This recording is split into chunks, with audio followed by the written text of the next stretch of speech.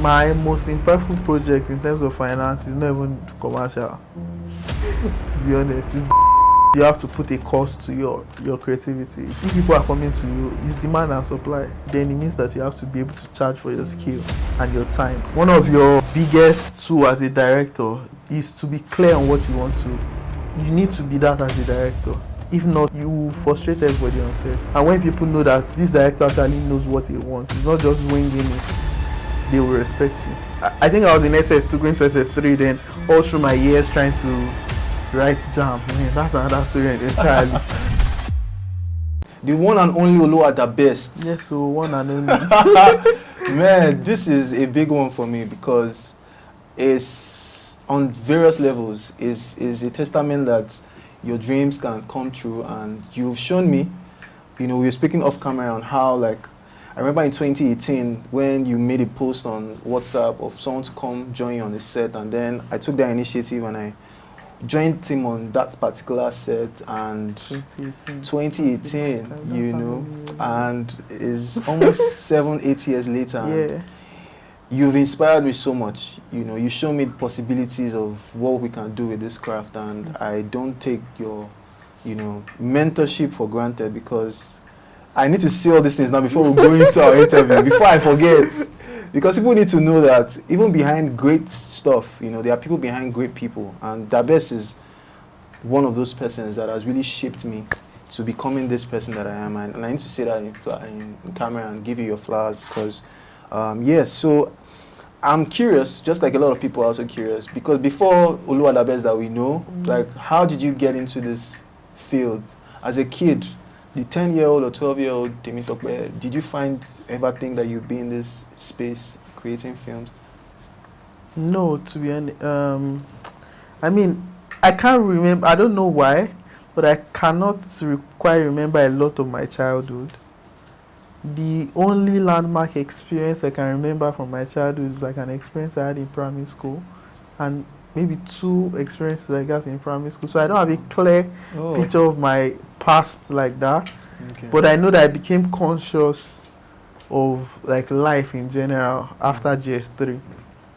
Because I mean, I had some level of consciousness when I was registering to go to secondary school, because I remember that my dad took me to Omoli Grammar School at that point. So I remember that day, because I mean, before me, all my siblings went to a private school, so I was the only one, the 4th kid, and my lot was government school. So maybe that was when I knew it all the red.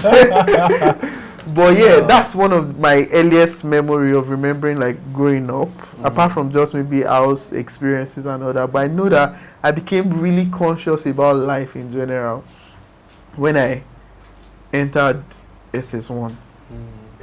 And then from then till now, I can almost remember every moment. But before then, it was just bits and pieces. But one thing I was sure of while growing up is I was always that person that wanted to find out the reason behind everything. So I didn't have this. If they asked me, even as at in SS3, what do you want to become? There was like nothing solid or nothing defined. I was just living for the now. And I mean, at some point I wanted to become aeronautic engineer, but it was just a flimsy dreams that I had. And immediately I knew that it was not a course that could be studied in Nigeria. It just flew out of the window. But growing up, I'd always wanted to find out, like this radio that we're listening to. Like, why am I hearing somebody from inside the radio? Is person inside the radio? How is person communicating? I was always that child. So I spoiled quite a number of radios. That's when I figured out there was something called, what's that thing, rotor in the radio that you can attach fan to, and you can connect it to battery, it will blow breeze and all that. So I was just experimenting.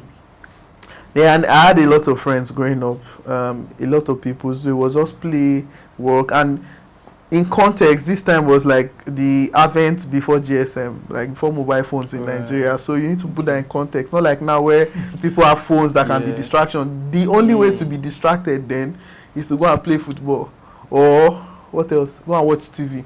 But we're not even privileged to have TV in my mom's shop at that time.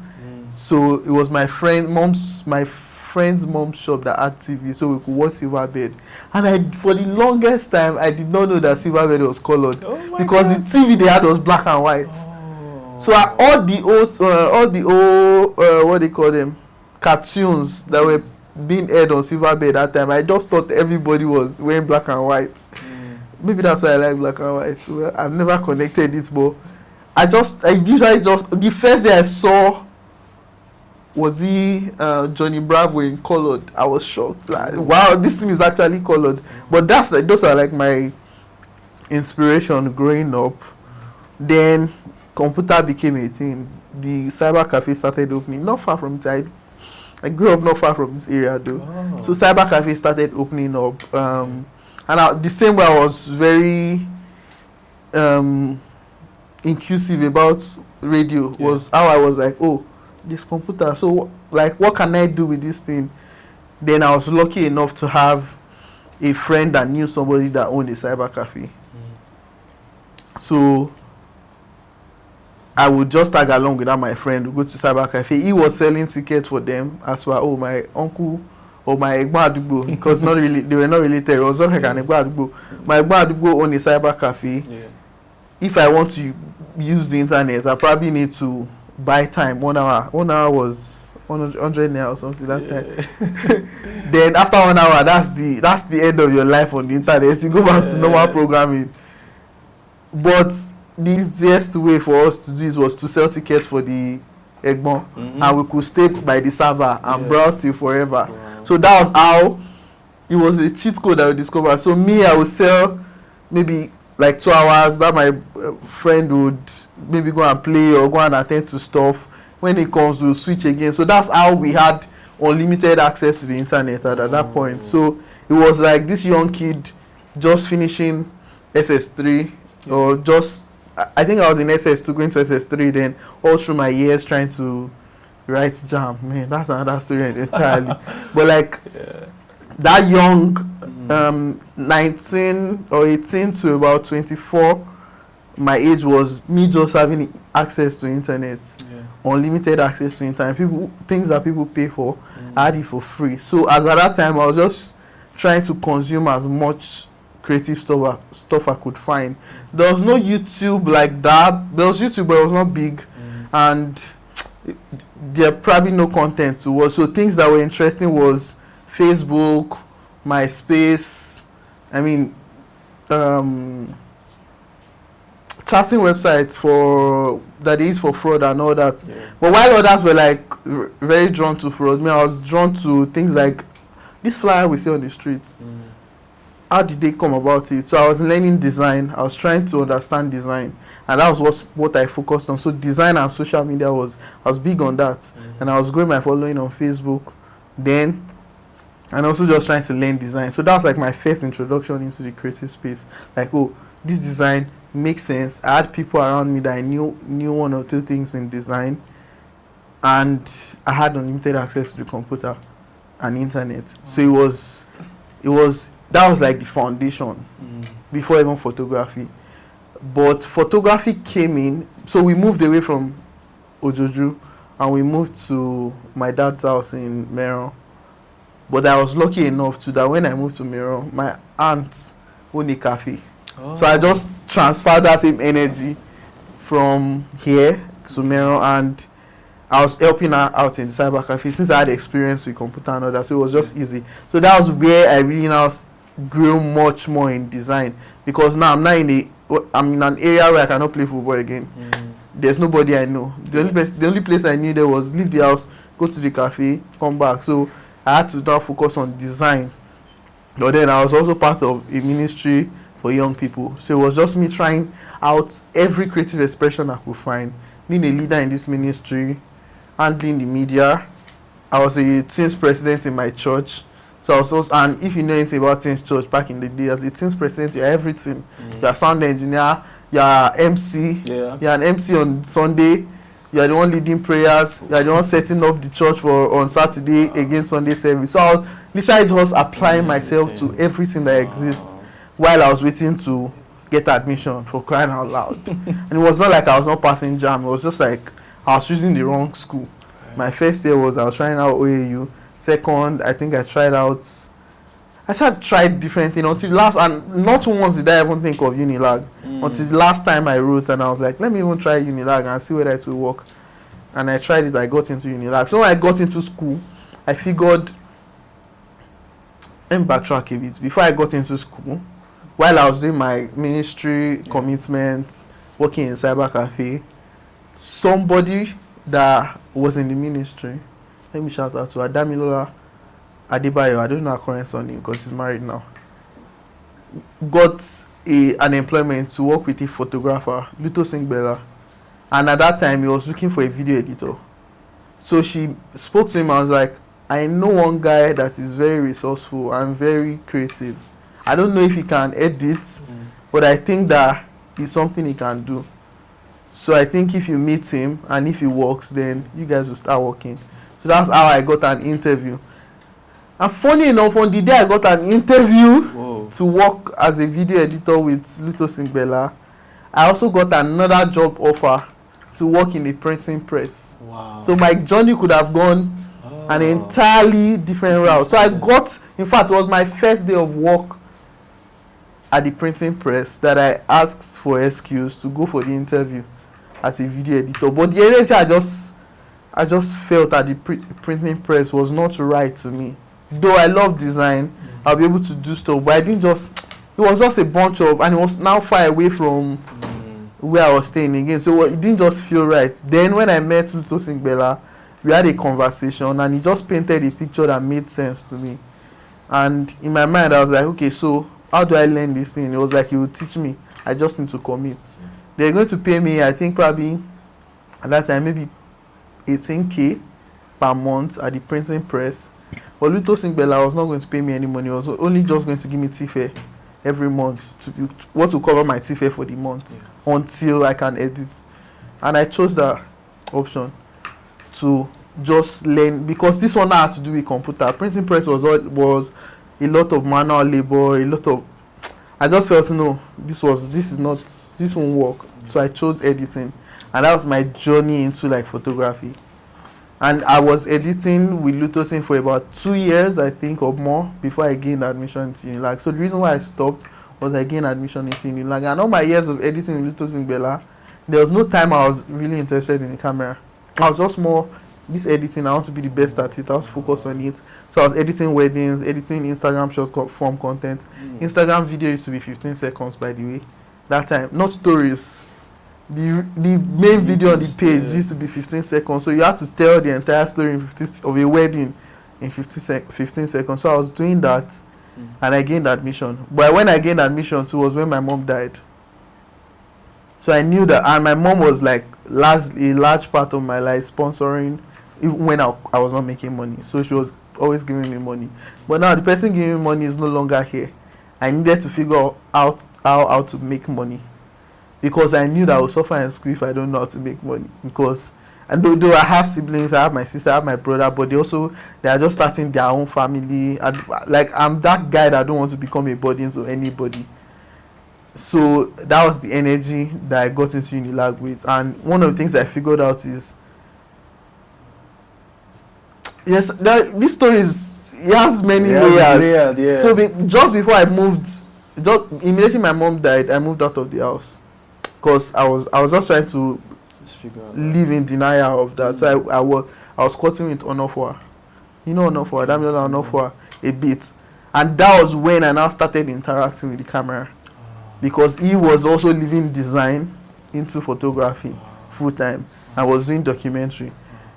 So, and he just got a camera, so I had access to it and I was playing with that. So I already now started understanding the camera. So I figured if I get into Unilag, and he was doing documentary, but he had people that would hire him for a wedding every Saturday, like, oh, come and shoot for me and all that. And he'll come back and say, they paid me 20k today, or they paid me 25k today. So I figured if I was going to survive in Unilag, I need Monday to Friday to be in class. But I can decide to, on a weekend, focus on a particular craft that will bring me money. What craft do I know around that was bringing people money? Oh, photography. That means if I own a camera, I stand a better chance of being hired as a second photographer, and I can make 25k on a good Saturday. 25k will sustain me for 1 week. That was my calculation. It was not never 1 year plan or 2 year plan. It was just 25k at least will be good enough to sustain me for 1 week in school. So if I just need to find a way to have one wedding on a Saturday and I'll be fine. And that's how I got a camera and I started photography. So that was my journey into photography. It was not because I saw one great photographer. It was not mysterious. It was just what can literally make me not beg people for money while I'm in school and sustain me. So yeah, I got a camera, but I was doing photography. I was good at it, but I was not finding fulfillment in it. I was just doing it because it's a creative expression and you can be creative with it. And because wedding is a lot more routine than you think, it's almost the same thing that is happening every wedding. You can hack it and figure out how to film it, shoot a wedding, because it's the same bride, the same groom. They're not the same. It's not the same client. Yeah. It's the same activity with different people. Yes. So you necessarily don't have to change style. And there was no like pressure of Instagram now where you have to prove yourself of almost every wedding. So I was doing weddings, but at that time I was also now starting to experiment with video, filming video. You know, I did video because I worked with a photographer that owned a production company. I was editing video, but I didn't really shoot. But I figured filming started making sense to me, even though it was not profitable, because at the time I was transitioning from photography to filming, not even only wedding film. Photographers were making more money, they were charging more, and wedding film was like addition, like, oh, come and shoot my wedding, but do you have any videographer that can just help me cover this wedding? That was the vibe then. Not like now where you hire a company to do pictures and you now hire another company to do video, and video companies most times now are even collecting way more money than I want to believe so that they are than photographers. But I think the wedding videographers I know now, they are collecting bread, because at least I know my own wedding I paid the videographer more than I paid the videographer more than I paid the photographer. But so that was how I started experimenting with videos. It was not out of profit. You know, I moved into photography because I wanted to be profitable and be able to sustain myself in school. But I was moving into video because I just loved it and it was interesting for me. So that was my adventure with video. But then while I was doing that, there was somebody that was putting out amazing and incredible content on Instagram. He was not posting every time, but when he dropped the content, you just feel like everything that you've learned in your life is rubbish. And it was Timmy Davis. So I had made a mental note, and I'm not the kind of person that will go and DM you and say, oh, I like your work, you know, you are the butter in my, no, I'm not that guy. I like to meet people naturally. I trust in the universe that if I'm doing the right thing and I'm supposed to meet you, our paths will cross, and we'll have to meet on a neutral ground, not like I'll now start lobbying to meet you. So I never sent him a DM for once or tried to chat him. I was just studying from afar. Okay, what's this guy doing? He will post a video. I probably watched that video maybe like 200 times to understand, okay, why did you even do this? And I was doing great, and I just made a mental note that someday I'll meet this guy, hopefully. Then one random day, he made a post on Instagram, and I was like, I want to train 10 cinematographers. Send a mail to XYZ if you're interested. So as a sharp guy, you know, I have knowledge of computer now, so I composed my mail detailed on why, and I sent the mail, and I didn't get a response. I was like, okay, maybe they've chosen the 10 people of me. I'll just continue my life. But I was filming somebody's wedding one Saturday, and I got a call. I was like, hello, I've forgotten the babe's name now. This is so and so. I'm Timmy Davis PA. I want to confirm if you are coming for the class today. I was like, which class? Wow. It was like, oh, we sent you a mail, didn't you see it? I was like, no, I did not get the mail. I thought you guys did not choose me, so already moved on. It was like, oh, so you're not coming, right? I was like, where is the class? Can you send me the details and let me see if I can come? She said, the class is happening by 12, if I remember well. And it's in Lekki. Mind you, I was filming somebody's wedding in Ikeja with Kingsley.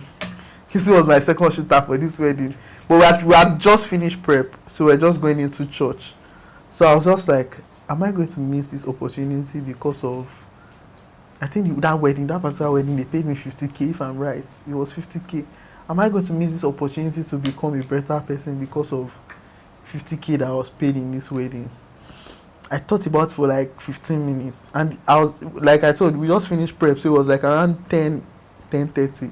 And the class was supposed to start by 12. So I was like, no, I'm going to leave this wedding, whatever it takes. So I just told Kingsley, we don't shoot pre-finish. That's where you need separate, because you need a cinematographer to handle the groom while you handle the bride. Right. But we're done with that. So what's left is just church and reception, which is just normal documenting. I was like, Kingsley, you go feel run this thing. I was like, no problem, I feel run now. I said, peace out. See you. Don't do this, but when I told him that if the photographer asks of me, tell him I had an emergency and I had to go, but that you cover everything. So that's how I left that wedding. And I went to the class. I went to this class to learn ISO, shutter speed, and aperture. This is after filming for like a year. The one thing that class did to me was it opened my mind to possibilities.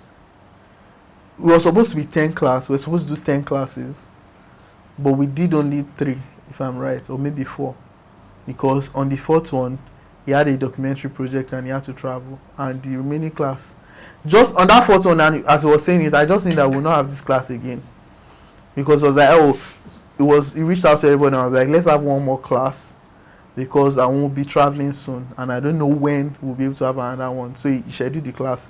But on that 4th class, there was a lot of breakdown and beyond filmmaking information that I got from that class that changed my life. Just perspective.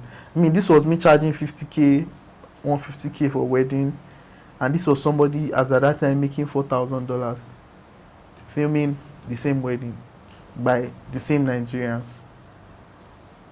But even beyond the money, the experience, the mindset, the information I got from that class was just mind-blowing. And because I learned a long time ago that the gift of a man makes way for him, when he mentioned that last class, and that goes both ways, your gift as in talent and also like your physical gift.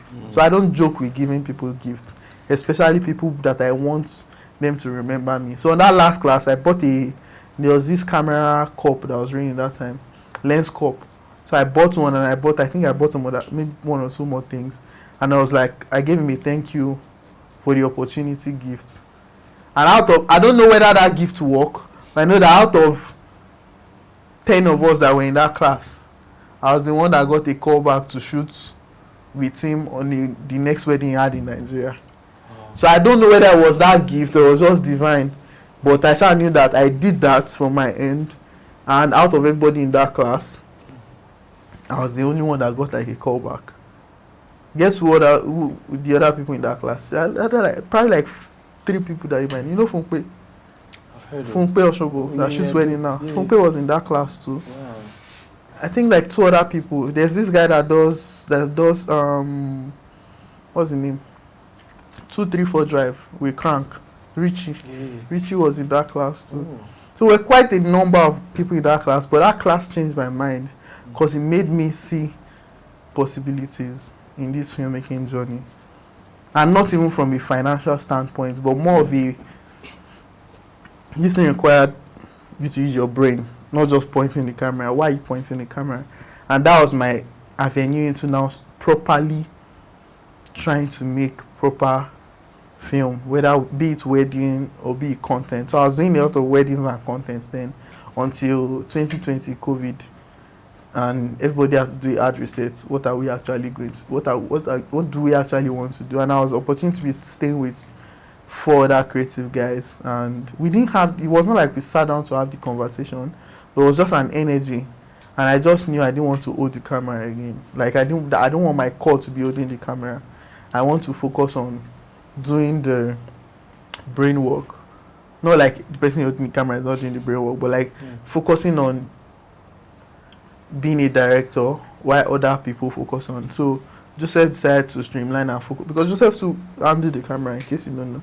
Joseph decided he wanted to focus on editing and just run a post-production studio. Fed decided he wanted to love the camera to death to those parts. Kingsley also was focused on camera and business, but I just wanted to focus on like building myself as a director, and that's how my journey as a director started.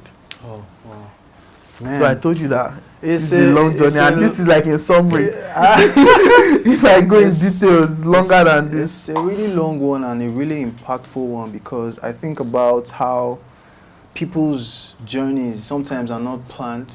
The one thing just comes up, one thing happens, and then it leads to another, and then you find yourself in a That's why I tangent. like what Steve Jobs said, that you can never connect the dots looking forward. You can only connect it looking backward. Amazing. So now my question now is, for what was that project that you worked on that made you more confident in this new journey that you embarked on? Because you might have worked on projects here and there, but there's probably that one that cemented your drive and determination that this is actually the career path I think I want to do for the rest of my life, or be a major avenue for growth and wealth. There are quite a number of projects, but the first one I would say was the BTS shoot I did for Guinness that became like a commercial.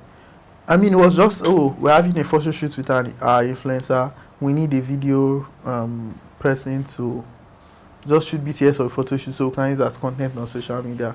But I got on set that day, and I worked on that with J Billion, and it was like, let's just create something that is different from the regular BTS that people shoot.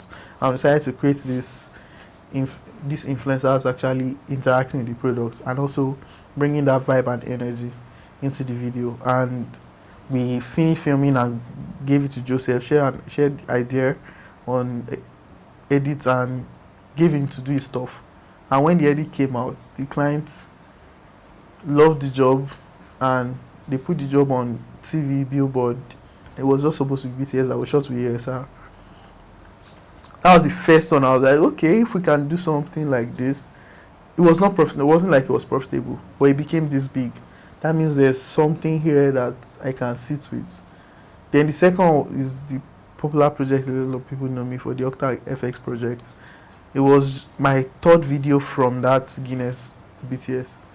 But the idea really made sense when it was shared, and the execution was clear, so everybody knew what they were going to do. And it was also my first time working with like a proper production crew where everybody had an assignment, everybody is working towards a common goal, and it was very structured. It was my first time working with a producer in the producer capacity. So, and I saw it just made sense that this is not just something you are doing based off of passion, you are doing it alone. It's something that you're doing, and you can see how everybody's part is making this puzzle make sense. And when the project came out too, it became like really, it was accepted and became a thing. I think those two projects just made me stay back and say, okay, I can actually do this thing as a career and not just as passion or not just as creative expression. If this one can get this number of recognition, this small thing that we did can make it to billboards and TV, and I tried it one more time and the other one too became a thing, then okay, maybe this can actually make sense. So those were like the two projects that I would say sealed that, okay, let's try this filmmaking thing and see whether it will. Okay. So for those projects where you worked on, where you were, leading a whole team, what are some of the traits that you as a director had to command, such respect, and also to get the output that you're expecting from that project? We have the first project. So till now. So even across projects, across board, what are some of the values or traits as a director, as a leader, that you always instill on to get the best outputs from each of your projects? I mean, the first trait is having people skill. You don't even need to be a director to have that. Having people skill, know how to talk to people, or know how to respect people, even if you are leading them. Know how to read the room, to when to say what. All those skills, it's very rare in this day, but as a director, you need those skills because you are going to be communicating with a lot of people on set. You're going to communicate with talent, you're going to communicating with clients, you're going to communicating with crew, you're going to be communicating with HODs, and the way you are going to communicating with these people they are not the same. The way you communicate with your clients is not the same way you communicate with your talent. The way you communicate with talent is not the way you communicate with crew. The way you communicate with crew is not the way you communicate with HODs. So you need to understand people's skill to know how to. You want to achieve this thing, and you have to achieve it, but you have to achieve it in such a way that after you've achieved it, nobody's battling with self-esteem issue. Do you understand? Yeah. People are looking forward to working with you again. When they hear your name and say, oh, is this person that is directing this thing, they can literally want to do it for free because they know that, one, the output is going to be great. Two, you are not going to insult them. You are going to respect their craft. Then two, that's the one is people's skill. Two is clarity. One of your biggest tool as a director is to be clear on what you want to get from everybody. Like, oh, hairstylist, this is exactly what I want. And I'm not you're open to suggestion, but you're very clear. You need to be that as a director. If not, you will frustrate everybody on set. So as a director, you need to be clear on, oh, I want this, I don't want this. And you are not doing that on set. You are doing I want this, I don't want this before you even get to production. So when you are crazy on set, they know that, okay, he has always said he doesn't want black. Why did you bring black? Not like on set, they'll now bring black and you're like, why are you bring black? You should know that you're not supposed to bring black. No, you don't assume as a director. You are clear. Oh, this is the color I want. This is what I want. And you explain that as much as possible before you get on production. So when you do that, and when people know that this director actually knows what he wants, he's not just winging it, they will respect you. Amazing. So growing as a director and as a filmmaker in the industry, so far, which project would you say has been your most impactful in terms of scale, in terms of budgets, in terms of just the volume of work that was done? And if you care to share. Quite a number of projects are impactful. In terms of scale and acceptance, most of my projects bring like the next job.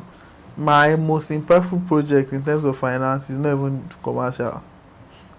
To be honest, it's documentary. I made more money from doing documentaries than commercial.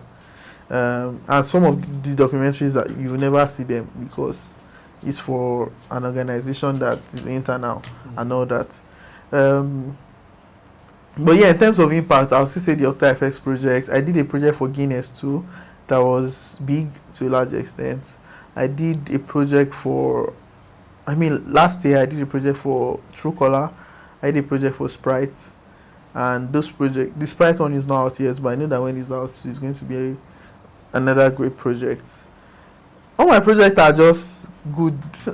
They are decent enough. In terms of impact, I'm trying to see how to measure the metrics, but in terms of finance, it's not commercial. It's documentary. So let's just segue a bit into now business. Yeah. Because a lot of times filmmakers can get it skewed and fuzzy, where you think it's all about just the art. So how do you balance the art of filmmaking with the business? How do you balance the art of filmmaking? It's not balanced. You just have to make money. Right. You just have to make money. I mean, you need to see that there's a reason why people are coming to you. And if people are coming to you, it's demand and supply. Then it means that you have to be able to charge for your skill and your time. How you are going to figure out that charge? Come to SAR class. I'm going to teach you. But how do you balance it is to know that you have to put a cost to your creativity. You cannot keep doing. There's somebody that's been doing free stuff for people for a while now, chasing celebrities up and down and doing free stuff. And I'm angry. I'm like, bro, value your craft.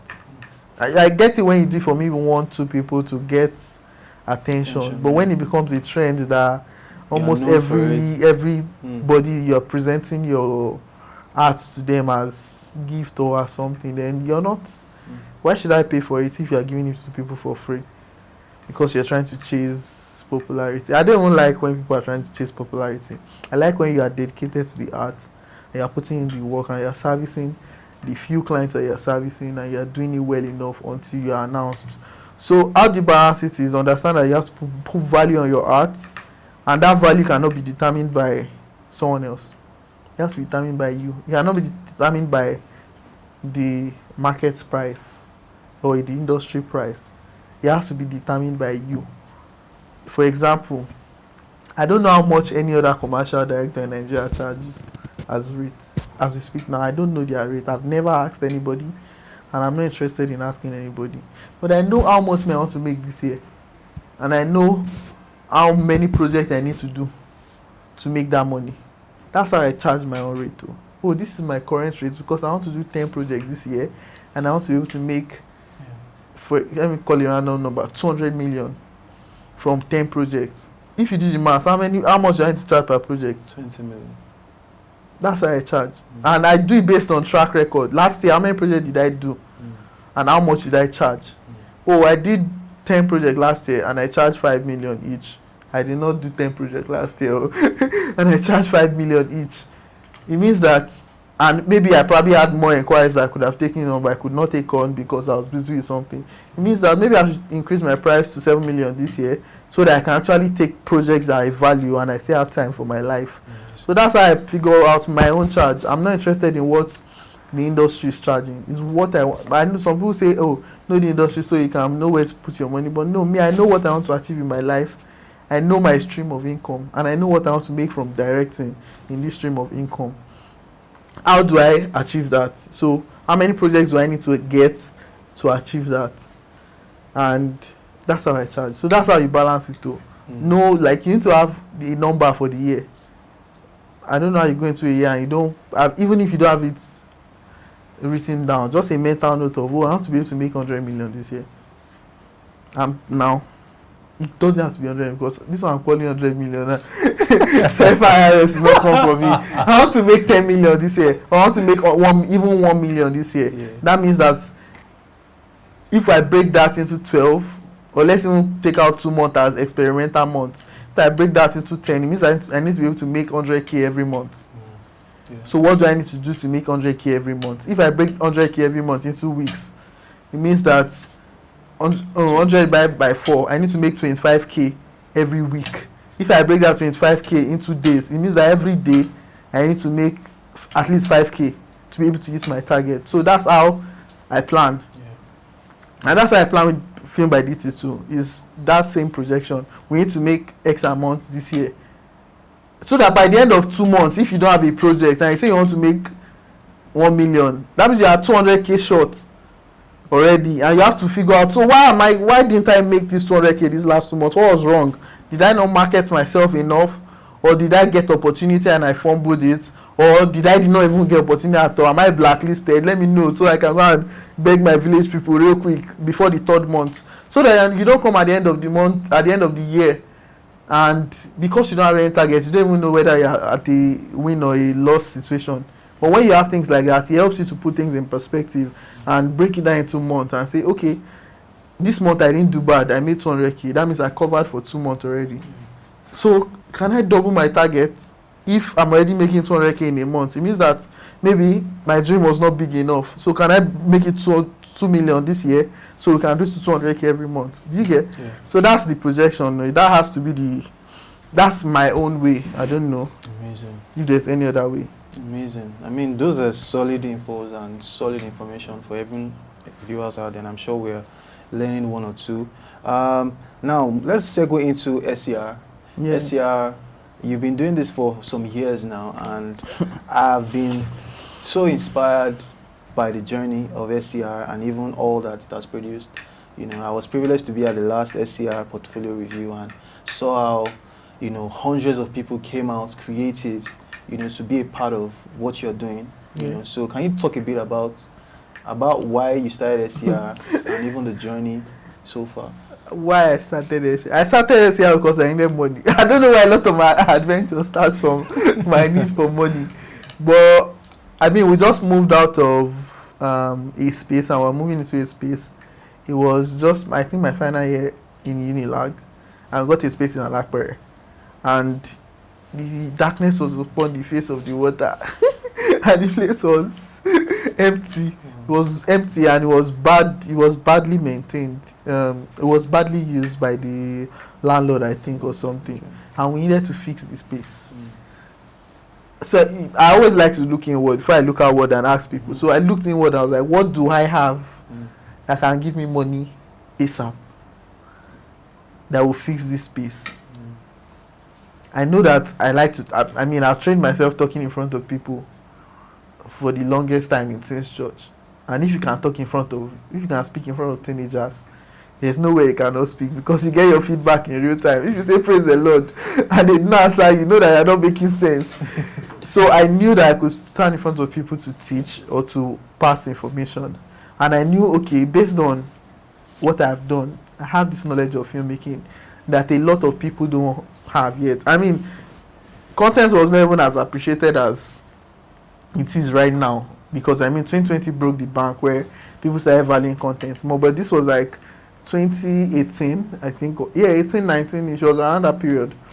And I said, okay, let me just even host a filmmaking class. I know I can teach one day. And I have enough content to teach second day. At least if I rough it, then I'll just invite 3 other people. And they teach third day, fourth day, and on 5th day. I said, no, that doesn't make sense. 5 days is enough. Let's do 3 days. So if I only get one other person, that means at least the person will do the 3rd day. So that's why I announced on my WhatsApp and I think on Instagram. I announced in, I think, early January that, late January, I want to have a 3-day class for anybody interested in learning filmmaking. And it's just for 10 people. And my goal is, if these 10 people pay me 50K, I have 500K. We'll buy AC. 120K, we'll buy generator, we'll paint the space white, and we're gonna do the class in the space. That was my plan. And we'll have a little more money to buy bed and buy all these things that we will need for this space. And that's what happened. 10 people paid. We bought AC, we bought generator, we painted the house white, and we had the class for 3 days. That's and I had to now create a curriculum that will be able to teach people for that 3 days. And that was the first year. I was just out of I need to fix this house.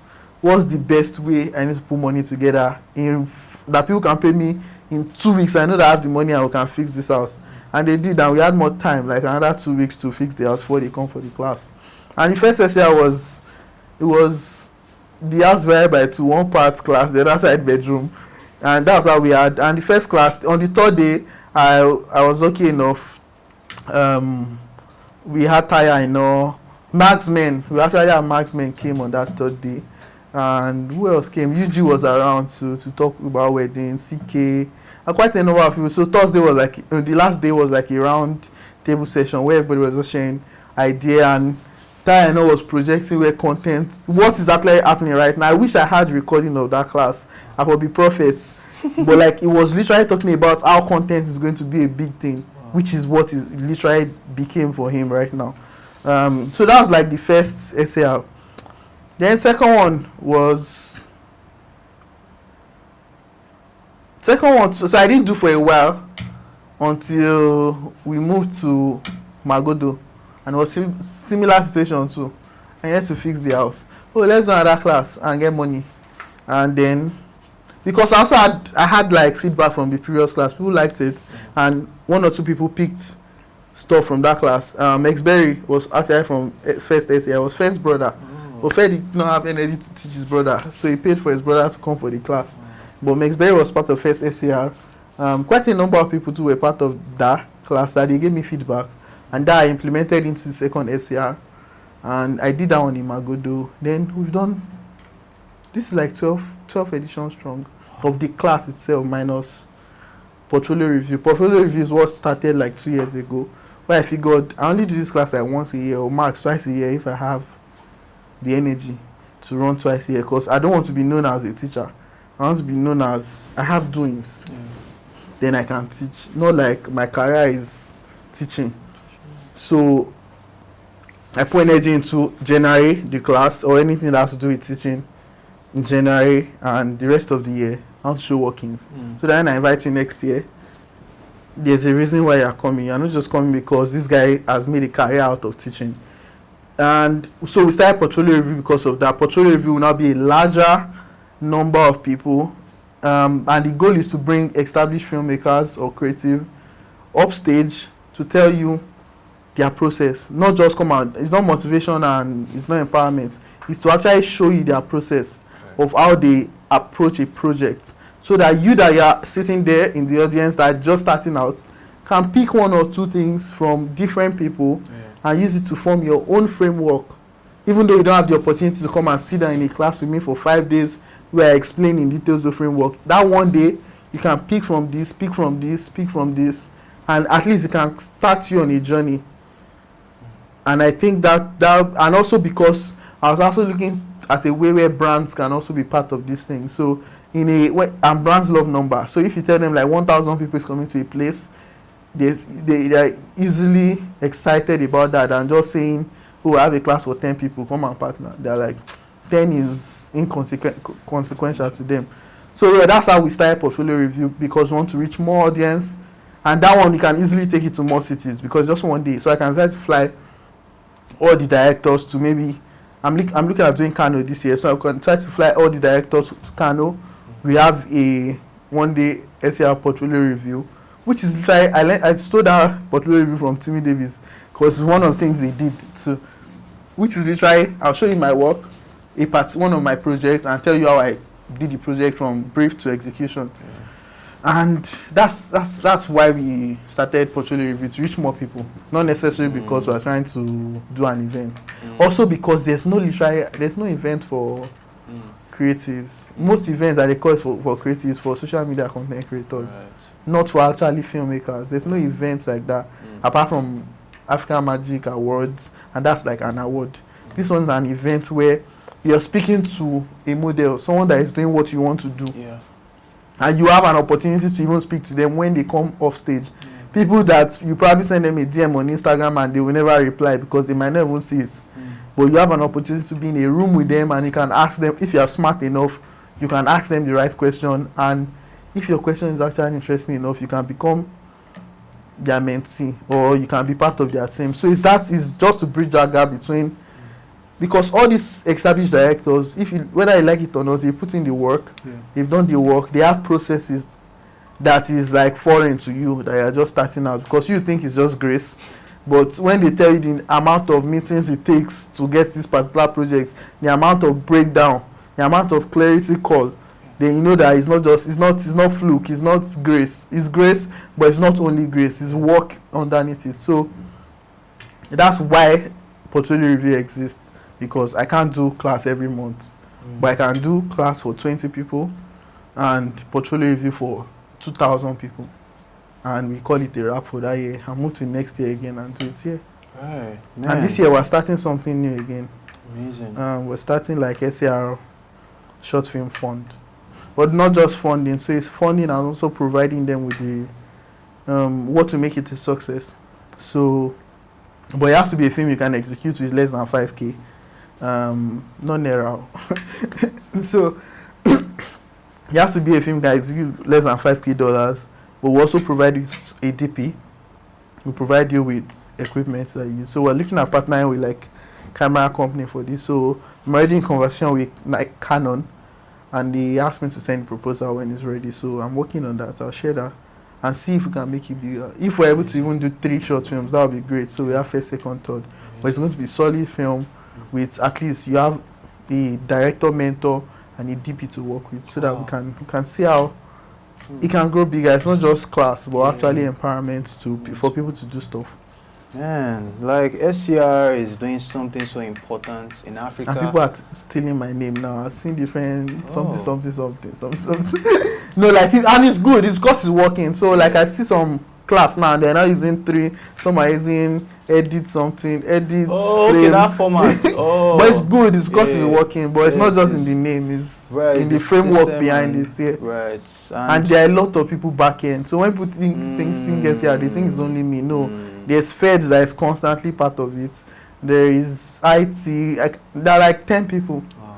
solidly in the back end that were strategizing and talking about how we were able to improve on it. Wow. So it's not just desire. Yeah. Yeah, it started as desire, but you cannot leave it at desire if you want to build anything substantial. Okay, so my next question now is on mental health. You know, as filmmakers, it's also important that this area of our lives is paid attention to. So how are the ways you maintain a healthy mental health, or you balance and navigate that space? I used to joke and say that mental health is a Gen Z thing. But maybe it is. And balance is a myth, man. I'm not sure there's ever going to be balance. You can always just create a system around it to be able to constantly deliver great outputs. I don't think you ever attain a place where you are balanced. Well, maybe if I was born Nepo baby, maybe I can say that, but you still need this energy to be able to drive and create something substantial. So I won't say balance, I'll just say how I'm able to manage it. The good truth is just relationship with God, know God, and talk to friends. Have friends. I genuinely just have friends, people that care about me, and I'm grateful for that. So, like I said, at some point in my life, I was staying with 4 creatives, and if things don't they go right, we'll go and lament to each other and encourage each other and abuse each other and whatever. But 2 is just God, being able to go to. I don't know how people do without going to church, sha. I don't know how they do without going. Like, you're creative and you think you don't need God. You don't need the master creator. I think you're a joke. He's the first creator now. In the beginning, he created the heavens and the earth, and you want to create and you don't want to get instruction from somebody that is the pioneer. So if you are looking for that balance, that's the person to go and ask. And the balance is literally even in the Bible itself. On the 7th day, you rested. So it means that you have to find rest. Wow. In your journey. You cannot just be running like a factory or running like a machine. You need to find advantage to rest. But apart from that, friends, God, I think that's the balance. Have friends that you can talk to, that you can run to. Then have God that you can also cry to and tell when there's no project coming up. But God, what I do? Announce me. Yeah. Amazing. Okay, so now the next question now is, how do you balance family with filmmaking? You know, now you're a married man, you know, you also have a kid. Yeah. W in the chat. About this say it now. W is in the chat. So, like, how do you navigate that life? How do you navigate both worlds? I'm still new to that too, so I don't even know if I'm navigating it, but Right. I mean, I'm building 3 different things simultaneously, and it's been a crazy journey. I'm building family, I'm building a company, FILMBYDT, and I'm building another company, 527 Sound. But it's been a crazy run. How do I manage it? The first thing I learned or I decided to do, which has helped me, is to separate work from home. So a lot of us creatively work in the house, like stand up from your bed. And my workstation used to be like that. My bedroom was my workstation at some point. Like if I stand up from my bed, I resume at my desk and I'm doing treatment or editing and all that. But one thing I decided to do when I got married was to get a space outside of the house. So somewhere that just gives me like another routine where I have to go to somewhere every day. And I think that's how I've been able to manage the family end. So I know that when I'm home, I'm trying to limit even though I still have a workstation in the house, so I still have a workstation in the house, but it's not inside my bedroom now. It's somewhere outside.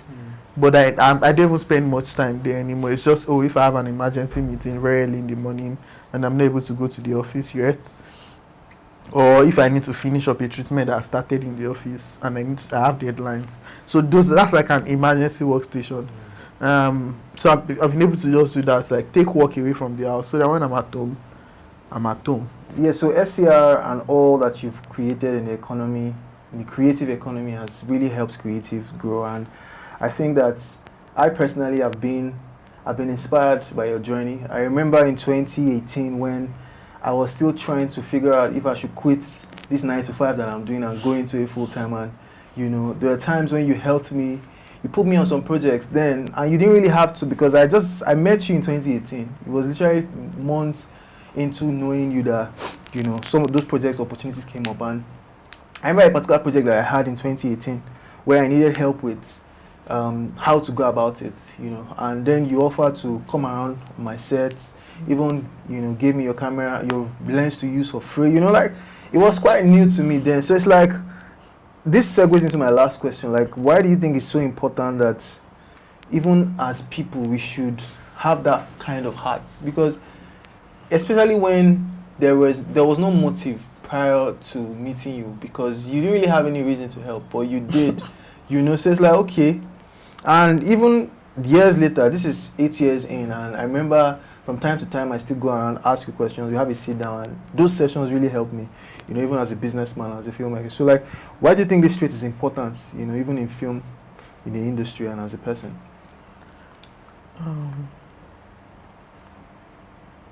I mean, why it is important for me is two things. One, I didn't get here, maybe not two things, sir.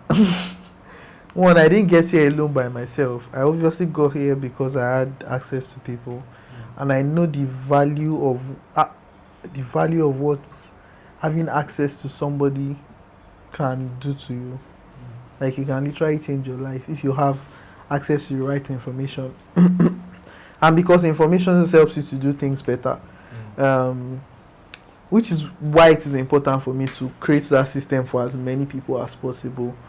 Because I mean, I read somewhere a long time ago that when you climb the ladder, don't forget to let down the rope. So it's not about you. Then I also have this popular thing I say every now and then, that it might be funny, but is the truth. Is that if all of us, we know the job, like we can do the job well, then I can charge more. Because I can leverage on that. Okay, and we all even can charge more, because it will not be the spotlight will not just be on one person. It will be that we have a bunch of people that can actually do great work. Then we can now have a conversation and say, wait, are we all right? We can do this great work. Why are we charging this particular amount? So it's from that standpoint for me, is that I really desire that if these people can make a living from this, people can be better from this. And because me too, I'm a Christian too. That's the only way you receive, because you are giving. And if you know that you receive, there's nothing that you have that you did not receive. Why are you not giving to? And the more you give, the better you become, to be honest. It's also a cheat code. If you want to be good at something, teach people. Right. Because the more you teach, the more you are forced to. That's if you're a good teacher. The more you are forced to do research and improve on that thing, so that you're not teaching out of a place of ignorance. And if you're teaching and doing that, you become better and you become a master at it, because you don't just know from a knowledge standpoint. Now you know, and you now know enough to teach others. So it's like double knowing. So it's from that standpoint, from teaching to helping to assisting as many people as I can assist. I think I'm probably the most accessible filmmaker in Nigeria compared to my other guys. It's just also because I understand that, and it's not like I'm that accessible to. There are lots of people in my DM that I've not responded to, because I can't respond to everybody. But I try my best as much as possible to create systems where you can reach me. Even if you can't reach me, you can reach this system. There's SCR community, there's portfolio review. So I try my best to. And now we're seeing lots more. I'm not saying I'm the only one doing that. There are a lot of people also doing that on their end, having communities and building stuff, which is good, because we need that to be able to demand what we need to demand as the creative ecosystem. And in filmmaking now, we can have conversations that are important when we've been able to build like a standard level where we expect anybody representing this particular career path what we want them to look like. So it's very important for me that this knowledge is not just a knowledge of self. It's also something I can pass to other people and they can learn, take learning from it. And I think you're more successful if you can count the number of people that, like, if you have, this is what I used to go with before until I heard a new one recently. If what you know, you've been able to recreate in others. But I heard the one recently, like, if the people you have recreated in, they're able to also recreate that in others. That's when you have been successful. So that's my next step now, that I'm forcing everybody that I've helped in one way or the other now to take one person and train. Don't just know it. You used to take one person, pass that knowledge. So I'm intentionally asking them, who are you intentionally investing in right now? Because someone invested in you, so you should also pass it on. So that's my mantra for this year. So if I've asked you that, you know that's because I saw that video somewhere. Yeah. Wow, man, Dabest, thank you so much for coming today. You're welcome. We've learned so much from your wisdom, and I'm sure the community also have learned a whole lot. And thank you for having me, bro. Thank you for having me in Tedart Studios. Thank you.